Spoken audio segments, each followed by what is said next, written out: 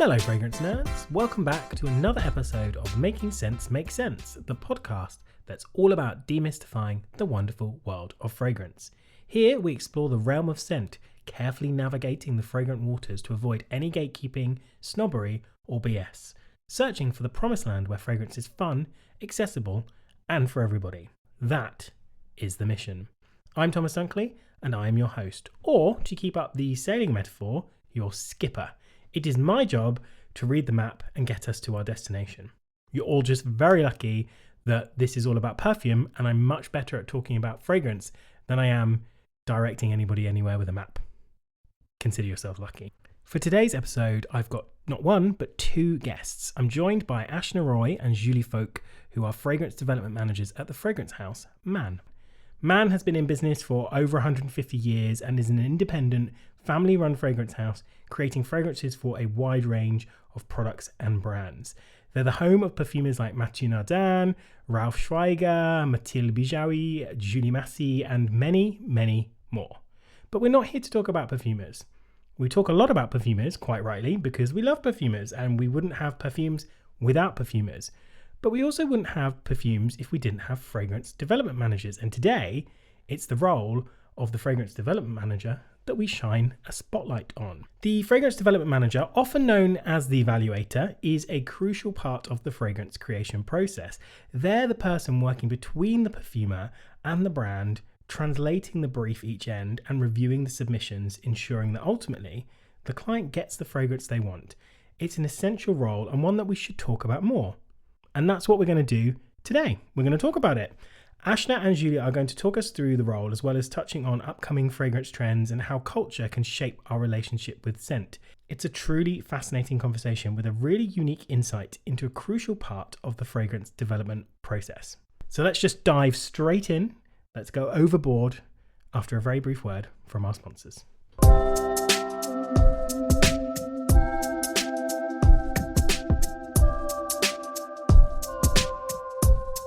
This episode of Making Sense Make Sense is sponsored by Carium. Walking into a perfume store can sometimes be an overwhelming and intimidating experience, with enthusiastic sales staff and a huge amount of choice. Or at least it used to be, because Carium are looking to disrupt and change how we explore fragrances in store. Carium represents the future of fragrance discovery, blending technology, creativity and emotion. It makes finding a fragrance feel like a personal journey, not a sales pitch, which is why I'm pleased to have joined them as a brand ambassador. Carium have partnered with two iconic London stores to make discovering fragrance an easy and interactive experience. The technology made its UK debut in June 2025 with an exclusive partnership with Thymian London, showcased in a Selfridges London pop-up. It's now a permanent feature at the Thymian counter, and customers can explore key fragrances in the range using Carium, the scent sommelier. But the Carium technology has been developed to work in all fragrance settings and launched last year at Parfum La Danse in Richmond, a boutique founded by acclaimed perfume critic Derya Turkan. Here, customers can explore a finely curated selection of fragrances across multiple niche brands, with Carium's innovative AI tech, powered by a large language model, guiding them in their discovery. You can find Carium's The Scent Sommelier in both stores, so why not pay a visit and let Carium help you discover your next favourite fragrance.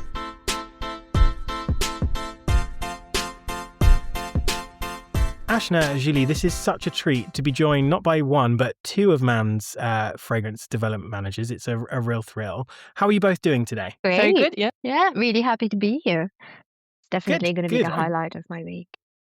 Good, I hope. Well, we're starting on a Monday, so let's hope the week is just up from here. So I want to talk all about, I've got so many questions about what you do. I think, and we'll talk about this, I think the role of a fragrance development manager, or an evaluator as it's quite commonly known, is such an unsung hero of the fragrance world that I've got a billion questions, so I apologize in advance. But I want to get to know a little bit about you and how your relationship with fragrance and smell started. So when did you first realize that you were interested in fragrance? We'll start with Ashna. I think subconsciously it's always been an interest, but I'll be very honest, I fell backwards into fragrance. It was such a happy accident. So I went to ISIPCO, which anyone that wants to be a perfumer or an evaluator, just work in fragrance, would know of. It's a very prestigious school, but I actually went there to study cosmetic chemistry and found fragrance over there, and I was like, oh my God, why hasn't anyone told me about this before? And that was it. It was from day one, starting at Jessica, I was into it, just completely into it. And now thinking back, my application for school, it opened with a line by Dior, and also referencing the fact that my mum used to wear hypnotic poison and how it was so evocative for me, that smell, even now. So I guess I've always subconsciously been into it. Yeah. Yeah.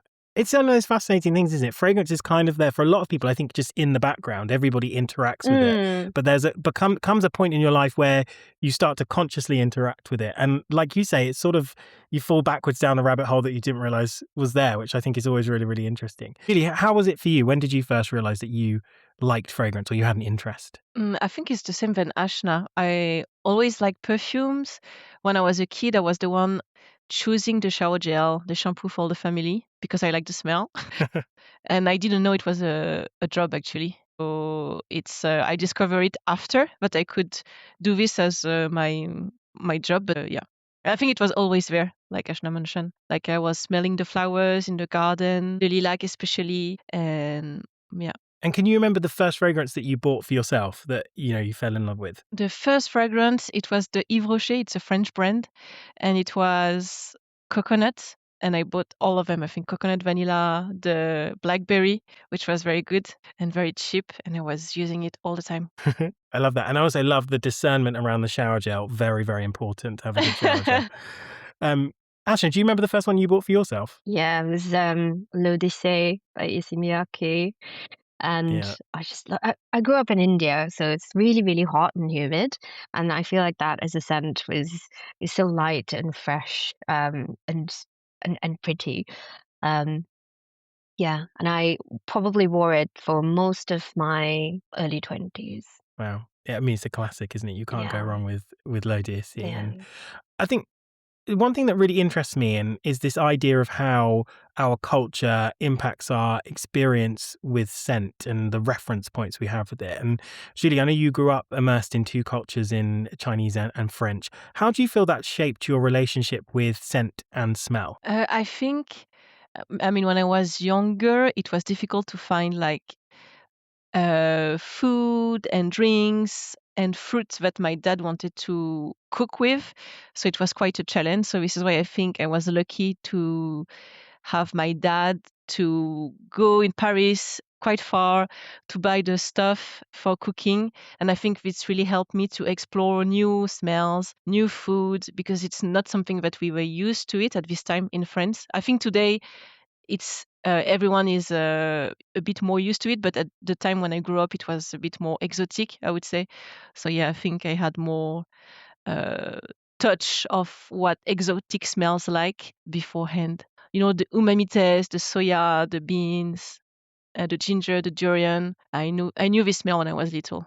And you So, see now people yeah. just discovering it, people over here in the West, Yeah, and yeah, it's yeah, become yeah. trendy, and you're like, ha. Yeah. Yeah, this is crazy. I think it's the same for you, Ashna. Growing up in a different culture, I think it's giving you, in terms of smells, it's giving you so much perspective and so much more, I don't know, characteristics. Yeah. Yeah. You build your olfactory library from a young age, don't you? And I think that's what's so beautiful about being immersed in cultures. And then obviously the industry is becoming much more open and diverse, which means we are, as consumers now, getting to experience all those different olfactory points of view.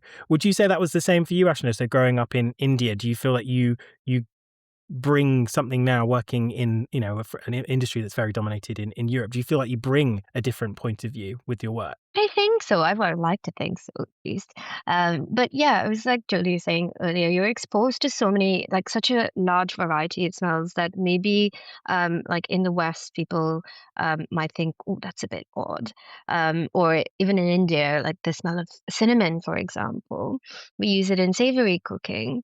But over here in the UK, you use it as it's a sweet spice. But being able to recognize that duality in certain materials, I think that's allowed for a certain amount of flexibility and adaptability in the way I smell. And I'm sure it's the same for Julie too. Absolutely. And I know you've had experience, Ashna, working in different markets across India, Thailand, and the UK. Have you seen sort of different ways in which people engage with scent across those markets? Yeah, definitely. So different. I think in the UK, Smell is very individual. It's very personalized. It's more about style. But then if you go to India, there's a very emotional, spiritual, almost religious aspect to it. And you realize that smell is almost like a communal thing because you burn it in temples.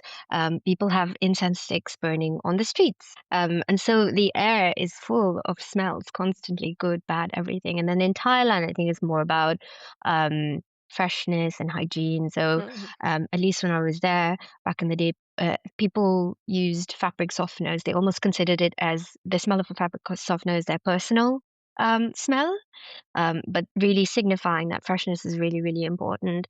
But there's also a growing overlap, I think, between all three markets. I mean, the world is increasingly globalized, and you see now like here in the UK, aromatherapy growing, wellness growing, they burn incense sticks and things like that. So there's definitely a bit of a mishmash going on. You go to India and there's such a big craze now for we call it Western perfumes and smells that come from the West. So there's a big crossover now. Yeah, it's fascinating. We're all kind of looking at each other and looking at what everyone's doing and sort of trying to experience new things, which, those things maybe not be new for different markets, different countries, but for us, they're new. And one thing I've noticed a lot, actually, it's interesting you mentioned incense, because I've noticed lots of, especially niche brands now, will do incense sticks or incense cones as part of their offering, which I'd say 10 years ago would be really, really rare. Are you seeing, both of you, with the work that you're doing, that actually there is a not just a difference in trends of what the types of smells are, but in terms of the types of products that people want? Is that changing a lot for both of you? Definitely. I think there's two aspects to it. One is people want to experience fragrance very multifunctionally. And so yeah, you see people using room sprays a lot more too, or like pillow mist and things like that. But then there's the affordability aspect, not everyone can afford a fragrance that's really, really expensive. And so you try to experience it through other formats. And I think you see that also in the way that brands respond. I mean, you look at shower gel brands and all of them smell really premium. There's a lot of like aspirational olfactive profiles going on, even in what you might call mass market products. Yeah, for me, it's also like I have the feeling it's more becoming more and more personal. So you can see like the oil for perfumes, perfume that only solid, and before it was not the trend. It was the trend, I think, in the Middle Age or something. And so I think it's very interesting to see how personal it can become, and also you have also the layering aspect when you can layer a lot of perfumes to make it even more personal.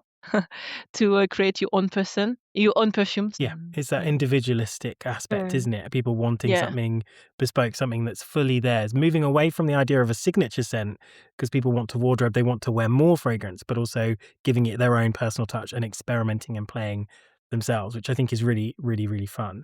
Now, I kind of touched on it earlier that I said I feel like the role of an evaluator or a fragrance development manager is such an unsung hero of the industry because it's such a crucial role. So for anyone who's listening who doesn't know what you do, can you describe the role? I know that's a really hard question when someone basically says, what is it that you do? But what is it that you do? What is the role of a fragrance development manager? Julie? The fragrance development manager, for me, it's project manager. So we are handling projects and we need to answer it from A to Z in terms of olfactive only. I would describe it a bit like a sommelier. You have the enologue who is creating the wine and we're the one tasting and adapting it to the need of the clients. This is how I will explain it to someone that doesn't know the job. I think people that do know what we do, they would say probably that we are the conduit between the customer, the brand, and the perfumer, and it's our job to be able to speak the language of both those people. But what Julie said was really important in that we do manage the project from A to Z. So there's a lot of like unglamorous, boring stuff in between that we have to look out for. Yeah. You're dealing with 10, 20 projects at a time. You're making sure that you're testing everything. You're making sure that they are regulatory sound, that they're skin safe, all of these things that no one really thinks about in the background. And at the end of the day, you're not just managing your own time, you're trying to manage the time of other teams to get to the end product. Like, I think we mobilize maybe 4 or 5 different teams at the same time while working on any single project. So it's a lot of coordination, which no one really talks about, I don't think. Yeah. Yeah. Well, you're project managing, like you say, so you're pulling all those threads. It's really interesting to hear that you're thinking about not only the olfactive shape of what you're creating in terms of, is it meeting the brief? Is the client happy with what they're smelling? But also, is it regulatory compliant? And then also, factoring in things like production and timescales. It must be really, really kind of tough to manage all of those things at once. How many projects are you typically working on at any one time? Depends of the workload. Sometimes it can be up to 10, Okay. Wow. even Wow. More sometimes times. less. Yeah. Yeah. But sometimes you have only one project, but it's so important. You are working so hard on it. So it's very difficult to say. But yeah, it depends. And I suppose, is that part of the thing that's fun or attractive about the role to you, is that it can be very varied in terms of how your time is being pulled and what you're working on. It's never the same. Yeah, Yeah. absolutely. It's Mm-mm. every day is different. Every project is Mm. different. Every customer is different. So that really brings a lot of dynamism to the role. You'll never be bored and you're constantly learning, which is really fun. Yeah. And the trends are evolving as well as the legislation. So you always need to create something new with something. You need to set the trends as well. So it's very interesting. Yeah. So it's in itself is a very creative role as well, because you're helping shape the profile of the fragrance, and you're partnering with the perfumer, so you're part of that creative team. What would you say are kind of the essential skills that you would need to be a fragrance development manager? You definitely need to be able to smell and convey what you're smelling, more importantly. 2, I would say time management, very important. And 3 is empathy. Um, um, it's one of the things that I actually said during my interview to my manager at NUN, is that empathy is so important because at the end of the day, you're working with people. So you really need to understand them, and no one's gonna at the end of the day, they're also when I say people, I'm mainly talking about the perfumers. They're really busy people, and they're working on so many things at the same time. If you don't understand them, if you don't understand their style, if you don't understand how busy they are, if you just don't understand what's going on with them, you're not going to be able to get the best out of them, and that only comes through good relationship building and empathy, in my opinion. Yeah, it sounds like the relationship building is such a core part of what you're doing, because you're needing to rely on that to influence, I suppose, over time. You influence your client, but also influence the other teams that you're working on. Julie, what would you say you think are kind of the key skills that you would need, or that Yeah. you've developed? I think same as Ashna. I think communication is very important because you need to work with different people of the in the company. So you need to be very good at communication, and empathy as well. I think is very important because you have a special relationship with the perfumers, and it can depend with every perfumer. So I think also you need to adapt. So you need to be quite versatile.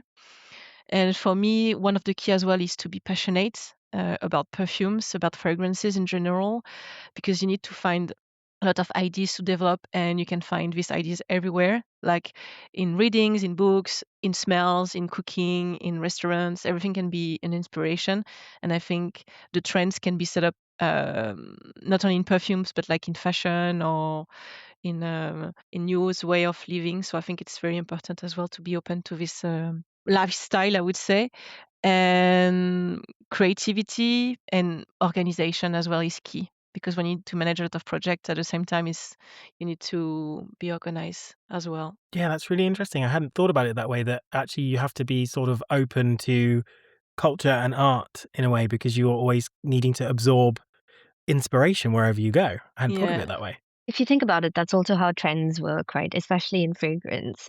You see something happen in fashion, it trickles down into fragrance. You see a film, you see an ad, it trickles down into fragrance. You see a color palette in interior design, it somehow manages to trickle down into fragrance. So you really have to pay attention to these things, and it doesn't happen if, like Julie said, you're not interested. Yeah, absolutely. And fragrance is so important as part of that cycle because it's often the entry point for people into fashion, isn't it? It's the bit that most people can have a tangible part of. So yeah, that's really, really fascinating.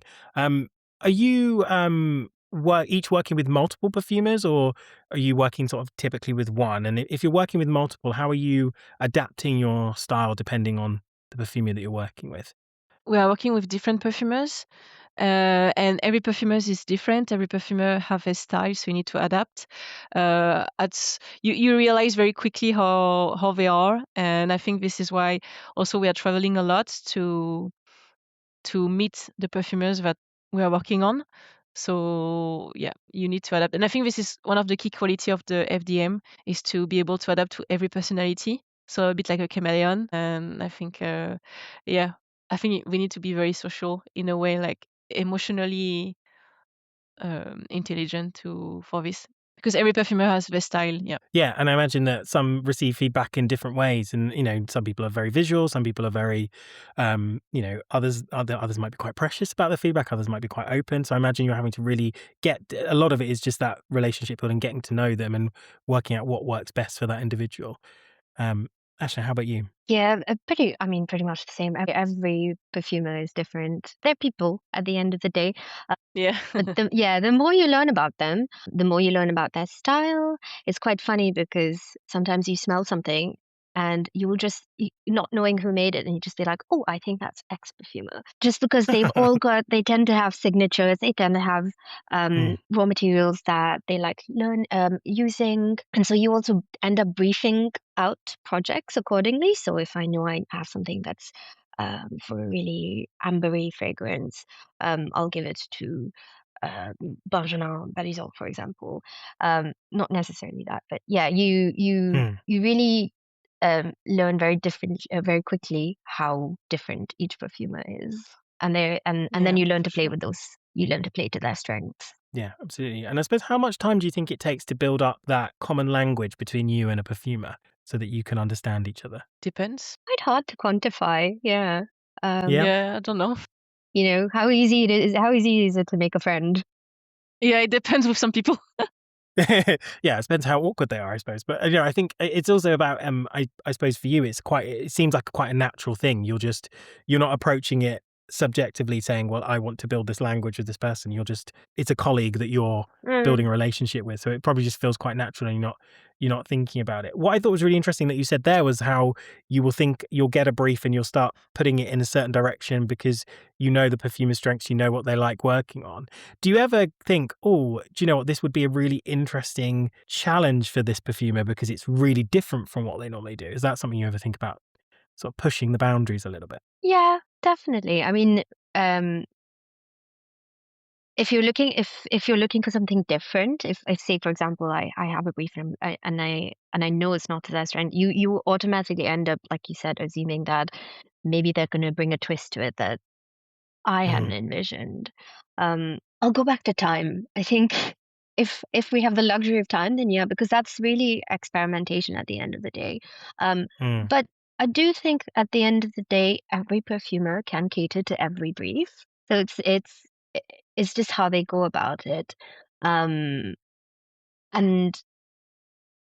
choosing more often than not, we probably go with the ones that we know can work on it. It's unless we don't have enough time. Yeah. It's problem solving at the end of the day, isn't it? What they're doing is they're trying to shape something from something very abstract and find the exact thing the client wants. It must be really, really kind of exciting to work on that journey. And I'd really love to know a little bit from you about how you approach the development of a fragrance from brief to bottle. So when you receive your brief, what's your next step? What then happens? I know it's a long journey, but I'd love to hear more about it. So we have already a library of smells that we know can work on, and we can adapt some of the fragrances to be more, to be perfect for the brief.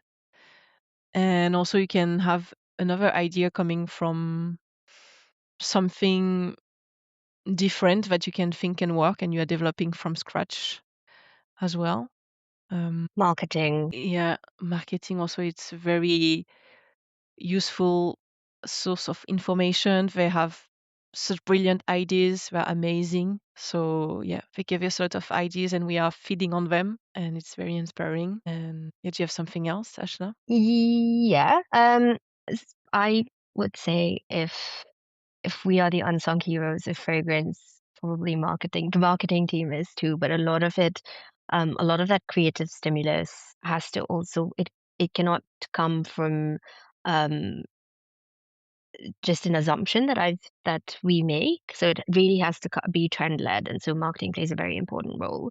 Um, that would be my first port of call, to just see what's happening within a space, understanding the customer, and then see what's happening in that space. And then, like Julie said, we have a whole collection of fragrances. We screen it for ideas.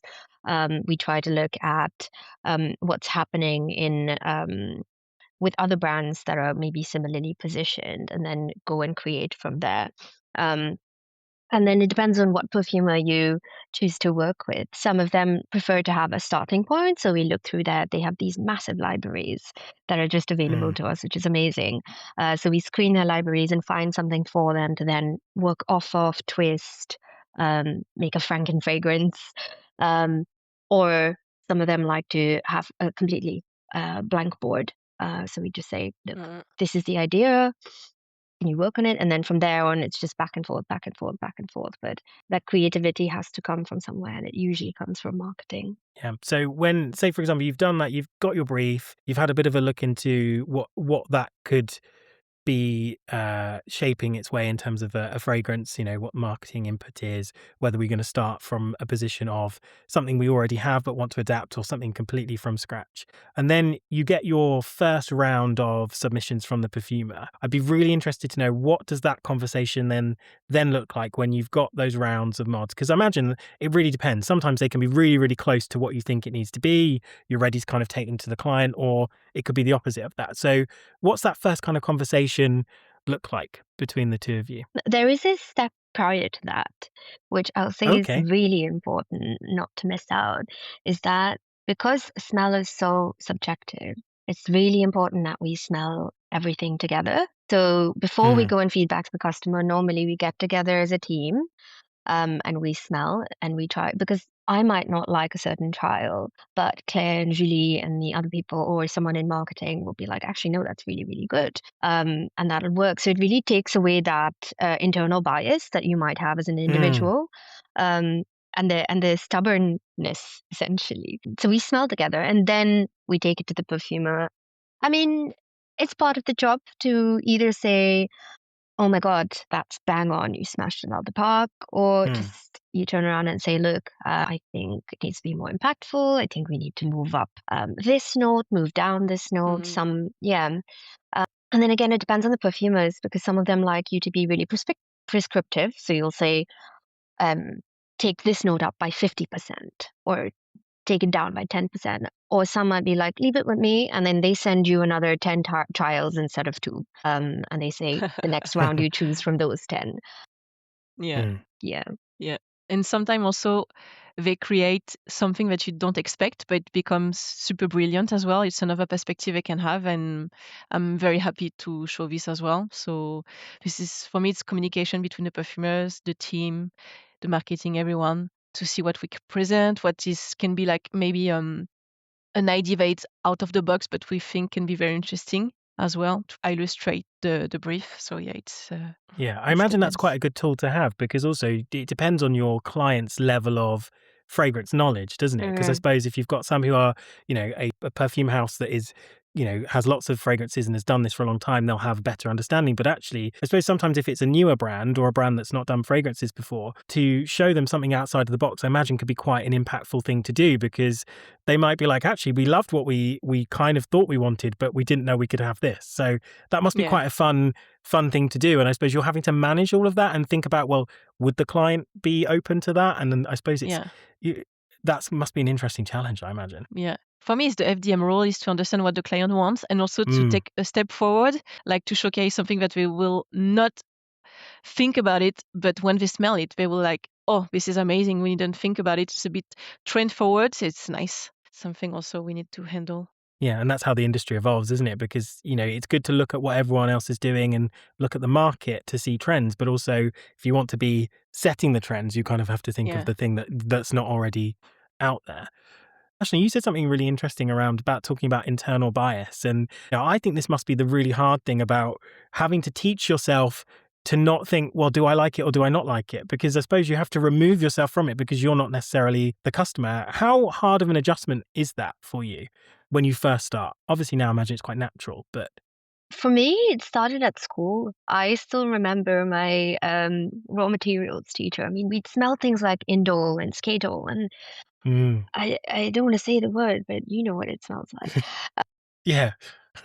And we'd all go, "Ugh, that's really horrible." And I still have her voice in my head saying, "You're not allowed to like or dislike anything." So it's completely removing, even liking is not allowed. You just smell it for what it is, and you learn it for what it is, and then you use it for what it is, and you learn that very, very quickly, actually. It's actually quite surprising. And now, I mean, I walk around sometimes and there's a really bad smell wafting around, just completely unbothered by it because that's what we're taught to do. Yeah, you need to smell and to not be influenced by your own personal taste.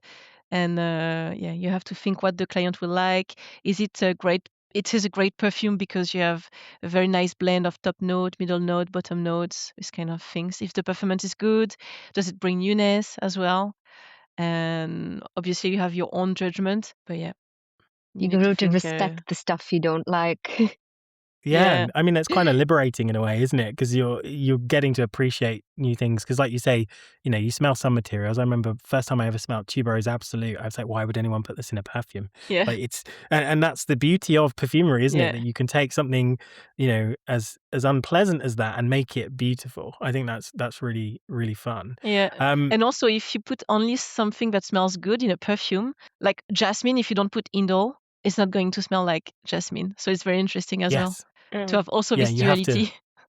You have to build. It has to have all the different building blocks of the pleasant and the unpleasant to make the full picture, and that's where the beauty comes in.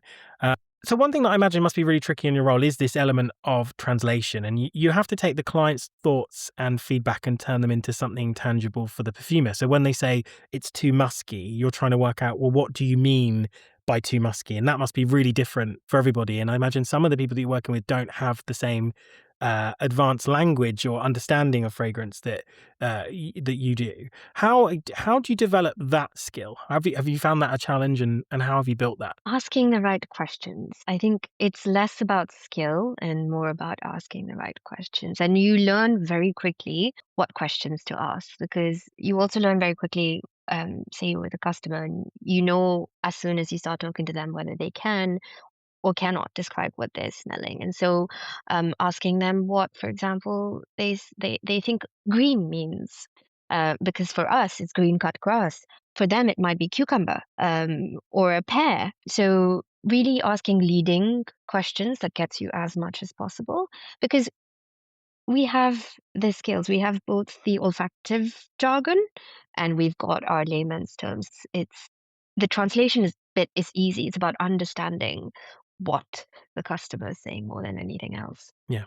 And that comes down to questions. Would you agree, Julie? It's about asking the right questions. Yeah, communication is key. How do they smell? When you work a lot with a client, you understand what green means for them, what pottery, what sweets means for them, which can be different for us. And when you understand this, it's very easy to after give some feedback to the team to say like, okay, so they mentioned this, so we should do this. It's a new alphabet you need to learn working with a customer, because we have our own and the clients sometimes have a different, and it depends on the country. And imagine also it's about having to be, it comes back to what you said earlier about that emotional intelligence, Julie, doesn't it? Around reading the body language and the reactions of people, because someone may not be able to articulate that they don't like it, but you can probably have a good grasp of whether they don't like what they're smelling, but you have to then draw out why. That must be the challenge. Yeah, especially when the clients or the consumer, they don't know how to express themselves in terms of smell. But with experience and when you learn how to work with the customer, it's easier. Yeah. And how do you approach it when you get a bit of a roadblock of you feel like you're not quite getting, the client's not quite getting what they need, you're having lots of back and forth, and imagine obviously people don't want to be spending forever trying to develop something. How do you approach that situation when you think we're a bit stuck here? We can't seem to get everybody on the same page in terms of what the results are. You can make the client smell some raw materials, for example, to understand their Hmm. taste and to describe them. So if they describe something very green that is not very green, as per your alphabet, you understand more. And yeah, I would say also maybe showing different path of perfumes, like you mentioned, just experiment. Yeah, these are the different directions we can go in. Which one do you Yeah. feel is right? So it's about giving options. It's just presenting more to them. Mm-mm. That's really interesting. One thing I'm really curious about. So there's so much fragrance now, and I read that last year there were close to about 10,000 launches last year. That must present itself with a little bit of a kind of challenge for you in terms of managing those projects. How do you manage your time? Because you've got so much going on. Play to your strengths. We play to our strengths. We're quite lucky because at Man we've got a global network of evaluators and perfumers. So, say for example, I've got a brand that I'm working for that has a very big market in Asia, or in Dubai. We can tap into those teams and really cut down the amount of work that's needed. So instead of me doing all of the research and studying, we just ask the teams there, be like, what do you think? Do you have any starting points? Hmm. And then we sort of exchange that way. So really leveraging that global community that we have internally. Um, and then, like Julie said earlier, traveling to perfumers is the best thing. You get in front of them. That's how you get stuff done. Because they're Yeah. catering to hundreds of customers and brands and Hmm. working with the tens or twenties FDMs at the same time. So how do you make yourself? How do you jump to the front of the queue? You just go and stand in front of them and then smile and say please. Just turn up and don't give them a choice. They have to Yeah, talk to you. basically. They're gonna hear me say this. But I think you're right. It's we laugh about it, but it's about prioritizing your project and giving them the opportunity because they want to do it. It's just around making sure that they have got the time and the support to do that. How do you manage your time, Julie? Yeah, it's the same. You put priorities, and yeah, you ask also what is the workload of the perfumers. You can find resources elsewhere because we are lucky to have a global. It's a global company, so you can work abroad as well. And yeah, I would say set priorities Yeah. and It's just so communication as collaborative, well. isn't it? Yeah. Yeah, just Mm, working with everybody around you and relying on the expertise that you have within. yeah. I'm gonna say this again, marketing, marketing. The Okay, marketing team yeah. is so important also to what we do because they provide so much as a creative stimulus. Because can you imagine Mm, sitting there with a brief and thinking, where do I start? I don't know. They'll yeah, be like, oh, hold yeah. on, this is what's trending right now. Maybe you can start with these notes. Mm-mm. And we're like, thank Yeah, you. yeah. It's good, that it's that old saying of, 10 heads are better than one, isn't it? And it's Mm. around just relying and utilizing the brilliance of the people around you. And I think that's what sounds so great about this is it's so fantastically collaborative. And like you say, Man has got a global network. And I'd be really interested to hear what other things, because there are lots of fragrance houses out there. What do you think sets Man apart from others out there in terms of what it offers? I think the first quality is it's family owned. Mm, So it's giving a very human touch to the company. And this is what I personally really like about Man. And also naturality. We have amazing raw materials, natural raw materials, which can be used and that makes a difference against the other fragrance houses. Yeah, I think I agree with Julie completely. Being family owned makes such a big difference because they're able to funnel capital in the right places, and so that goes both into employees' development. I think the way that Man treats its employees is just exceptional, but also investing more into the raw material palette, making sure things are of really top quality. And what I also really, really respect the fact that there's no greenwashing in what they do. So Man was one of the earlier signatories to a lot of climate and environmental, I don't know what you call them, initiatives.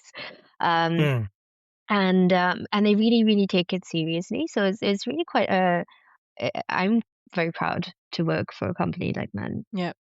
And also it's French. Yes, So for me, I very like it as importantly. well. Yeah. Tick. Yes.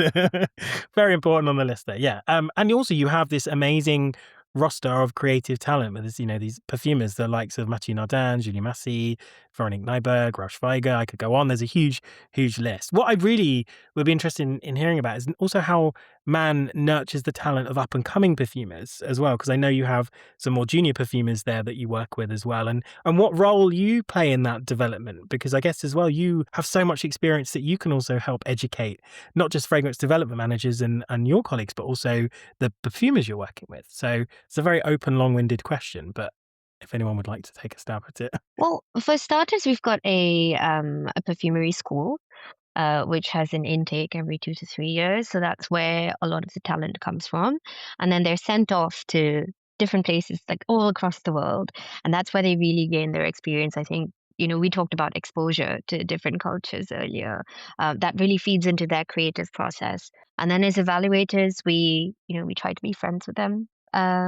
From early on, because they are the talent of the future. And so even now, we work with them as much as possible, give them opportunities maybe that they wouldn't be getting for another few years down the line, but just giving them the opportunity to work on it and building that relationship, I think is really, really important because um, they're going to be the next Julie Massé or Mathieu Nardin. Yeah. Agree with Building those Ashna. networks early. Mm-hmm. Yeah. Yeah. And is it the same in terms of for your sort of junior fragrance development managers, the ones who are sort of working up to your role? Are you sort of again building that relationship with them, but also I suppose maybe more formal training and support that you're giving them and mentorship? Yeah. So we have some exchange every month or every weeks with other global FDM in the world to share our creation, the updates they have in every country. And I think it's very interesting to build a solid network of FDM because something can be trendy in Asia and you will know because you are speaking with the FDM in Asia. And I think this is very key. And they have other raw materials as well. They are focusing, I don't know, maybe more for tea fragrances. And it's very interesting to exchange and to get the knowledge of other affiliates. I think it's very key because I believe if one fragrance is a masterpiece, it will be amazing in the world, not in one country. And I think this has to be shared Yeah. between affiliates. Yeah. So a true masterpiece will cross all boundaries. Yeah. And that's through that shared knowledge. And if someone listening to this was thinking, wow, I really like the sound of this role, how do I become a fragrance development manager? What would you say to them? What would you tell them would be the best route for them, or ways that they could look into becoming a FDM? I think the easiest one, correct me if I'm wrong, Ashna, but it will be to go in a school of perfumes.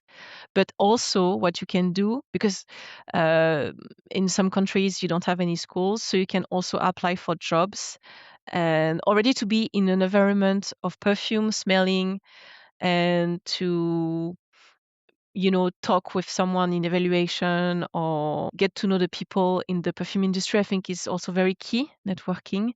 So I would say both of the way can be good. And for me, you have to be passionate as well. When you have the passion, I'm sure you can do everything. So yeah, you can start from even the lab assistant or something, and you can grow if you're very motivated and passionate. So yeah, and then in my previous companies, or you can find some people that have a very different background than perfumes. Some people that didn't start from perfume since the beginning, and I think it's very interesting as well to have a different overview and to have different perspective and to have different understanding of smells as well. It's very interesting to have different point of view for me in the industry because it brings new creativity and it's very interesting and Yeah. nurturing. Yeah. In a creative industry, having that diversity of thought is hugely, hugely important, isn't it? I think. Yeah, I completely Yeah. agree. Ashna, would you agree with all of that in terms of the ways in to the role? Yeah, definitely. And also just network, network, network. No one told me this when I was young about the importance of networking, but just get in touch with as many people in the industry as you can, get to know them, and it'll do you heaps of favors later on. Yeah, it's that work that pays off. Yeah. Mm. Yeah, because it's a very small industry. So if you go to any exhibition, any fairs, you will meet some people, but they're going to be the same in other exhibition as well. So it's very. I think also today we have we have a lot of access to podcasts or books or even blogs you can find online, and it's easier to reach out than before. Mm. But yeah, for sure, networking face to face is always the best. Absolutely. Now, you're working on so many projects right now. What would you say, based on what you're working on? Obviously, you can't give me details of that, I get, because it's all very confidential, and I wouldn't ask. But in terms of you're seeing the fragrances that are maybe not launching for 2 years, which I think is, a really interesting space to be in. What would you say are some of the up and coming trends that we might see in the future? There's so many. There's definitely a lot of um, brands looking outside of the northern hemisphere. Trends coming from South America, Brazil, and more Asia, especially ingredient-led trends coming from those countries will be big. You can already see it with like matcha, ube. So there's going to be the next. What's the next ube going to be? What is trending in Asia right now? It's definitely asking those questions.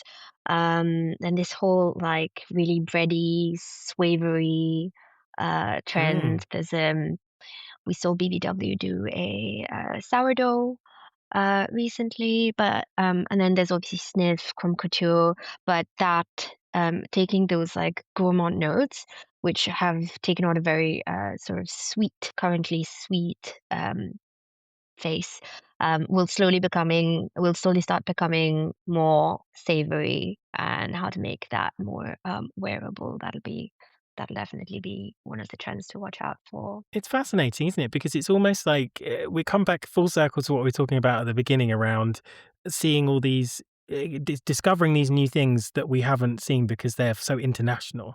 And it's so interesting that fragrance is almost following the same sort of path as food. So the foods that we're seeing that perhaps, I know matcha's been around for a long time. We've had matcha here, but matcha's had an explosion in the last 2 years. You can't go anywhere without having a matcha, and now seeing ube moving more into the food that we eat. So it's kind of fascinating that fragrance is sort of following that path. As we discover something that we want to eat, we then sort of a little bit afterwards go, oh, we want to smell like that too. And it's just following a similar path, isn't it? That's Yeah. really interesting. It really ties back into this whole rise of gourmand and neo-gourmand fragrances. Yeah. It's exactly what you're saying. Yeah. People want comforting perfumes. Yeah, I think that's the other thing. All of these notes, especially with gourmand notes, they're so comforting. There's like this element of even nostalgia, really seeking comfort in smells that are familiar. That's gonna probably be another thing. You're already seeing it. I mean, I think it was Sniff again. They've come out with a whole line of fragrances with that are based on cereal milks, and cereal milks are that's so 90s. But it's nostalgic, it's comforting, and I think brands are really gonna tap into that emotional aspect. Yeah. Yeah, that's really interesting. And Julie, are you seeing any other trends that you think are going to be here in the next 2 years or so? Yeah, I think the new fruits as well. Like Ashna mentioned, there is not really ube, but there is a trend of red fruit as well that we are seeing. And now people, when you say it smells like strawberry, they want to smell a real juicy strawberry. There is also this newness, because before it was more figurative. It was less figurative, but today when you mention something that smells like strawberry, it has to smell like strawberry. Or if you smell like lemon pie, it has to smell like lemon pie. You need to understand the fragrance. Yeah, absolutely. And I think that's so interesting, that the berry thing and the fruit thing, actually, because the first sort of 10 or so launches I received this year in my postbox were all fruits, and they were all really interesting. There was one from Balmain that was a really amazing strawberry. One from Armani was this amazing passion fruit, and the lemon pie from Sabrina Carpenter. I don't know if you've tried that. I don't know if that's one of yours, but it smells so literally like lemon pie. It's absolutely hilarious. I enjoy it. But thinking about going back to what would be like these fruity florals of the early noughties, it's like fruit, but now it's fruit elevated. It's interesting. It's vivid. It's different. It's a little bit quirky, and that's consumer led. Then people are wanting it so specifically, uniquely fruity, I suppose. Yeah, it has more depth than before. And for me, it add more texture on top of a perfume, some juiciness, sparkliness, and yeah, I think it's very interesting. Yeah, really, really interesting. I can't get enough of it, to be honest. I love it. I love all those fruits. One last question then for you both. What's a fragrance development project that you're really proud of? I'm sure you're proud of all the work that you do because you do amazing work, but is there one for each of you that sticks out that you really, really are proud of? Like you mentioned, I think we are all proud of every perfumes we created because every single one of them is our babies. I would say maybe for me, it's when I created something proactively from a perfumes I really truly believe in, and the client like it, and we develop it for a more active project, for a real project, and we adapt it to the market, to the consumer, to the client, and finally it got adopted. So it was I think a work of 2 years, and it was very interesting to see that something that you really believe in, an idea that you really think will work, end up in the shelves. And it was very exciting, very challenging, and it was when you see the product on a shelf, it's always like it's always amazing because you know from the start what it was, and you make it into a product that people can buy, and people will have emotion smelling it and touching a lot of people. So it's very it's very moving, you know. Yeah, I can imagine, because you've gone from something that didn't exist and was just an idea to something that's tangible on a shelf, that's going to be something someone wears on their wedding day or wears, for important moments of their life, and becomes a scent memory for them. So that's hugely, hugely rewarding, I imagine. Ashna, can you think of anything that stands out for you? Pretty similar to Julie, actually, but the ones where we've sort of proactively created something to then go and actually, I say the word attack, but it sounds very aggressive, but to attack a customer a brand that we don't work with yet, and bringing them on board. Those are the ones that are particularly fun and challenging. Really proud of those sort of works, because you go in blind. You go in without really, you only know what you know about the brand or the customer and their style, not knowing where they want to go, but just taking a blind shot at it and doing your best. And then when it converts, there's nothing like it. So yeah. Yeah, that sounds really, really exciting. I just want to thank you both for this conversation, because I feel like this is something that we don't get to talk about very often, and you've been so open and honest and transparent about the work you do, and I'm sure anyone who's listening to this will go away with a really, really good understanding of the such important work you do. So thank you both so much for joining me. It's been a real pleasure. Thank you for having us. Thanks to you. Yeah, it's been really fun.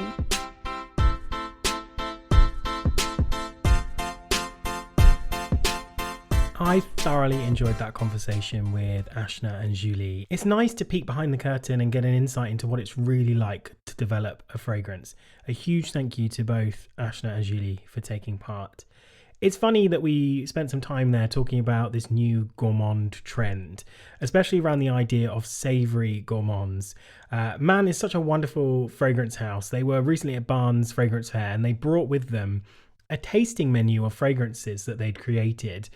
This was their perfumer's menu, with a number of demo accords, which I suppose were showcasing this new trend for gourmand.